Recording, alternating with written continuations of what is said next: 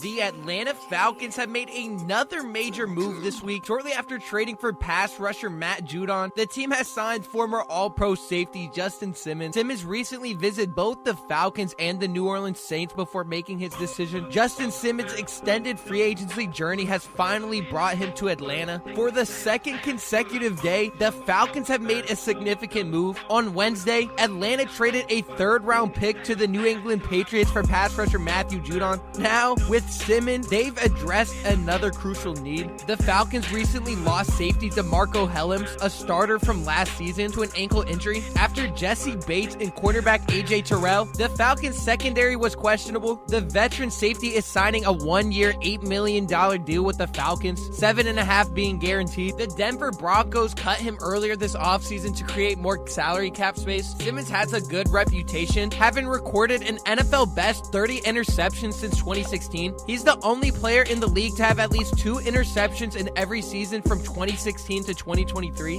His 30 picks rank 3rd among active safeties. With 4 second-team All-Pro honors, Simmons has consistently been one of the NFL's top safeties, despite being a part of the Broncos defense that struggled in 2023, finishing 29th in yards allowed per game and 27 in points allowed per game. His coverage grade dipped to 63.4, his lowest since 2018. Now at 30, Simmons has dealt with injuries in recent years, which may have contributed to his extended stay on the free agent market. He was limited to 12 games in 2022 due to a quad injury that landed him on injury reserve in mid-September, and he missed 2 games last season. Despite being in the latter part of his career, Simmons remains a strong asset to any NFL secondary when healthy. In his 15 games played in 2023, he recorded 70 tackles, 8 pass breakup, a sack, and 3 interceptions. Pairing Simmons with All-Pro Jesse Bates could give the Falcons one of the top safety duos in the NFL. Judon opted out of organized team activities before the 2023 season and held out during the early days of training camp until the Patriots reworked his deal. Despite injuries limiting him to just 4 games last season, Judon still managed to record 4 sacks, bringing his career total to 66.5 sacks over 114 games. As he entered the final year of his contract, Judon sought a new deal this offseason, though he initially suggested he would play under his current contract. At 31 years old, Judon is coming off a 2023 season in which a bicep tear limited him to just 4 games, but he still managed to get 4 sacks. Throughout his 8-season career with the Baltimore Ravens and the Patriots, he has put up solid numbers. During the 2021-2022 season with the Patriots, Judon averaged 14 sacks per year, but tensions grew in Boston as the team handed out multiple contract extensions while neglecting to address his situation. As for Atlanta, the team is clearly in win-now mode. The trade for Judon follows years of the franchise searching for a true edge rusher. They already made huge moves this offseason, like signing Kirk Cousins. They upgraded this offense a ton, and now they're adding to their defense. The Falcons just played their first preseason game against the Dolphins, and we saw our first look at backup Michael Penix Jr. Penix started at quarterback for the Falcons, playing 5 series through the first and second quarters before Taylor Heineke took over midway through the second quarter.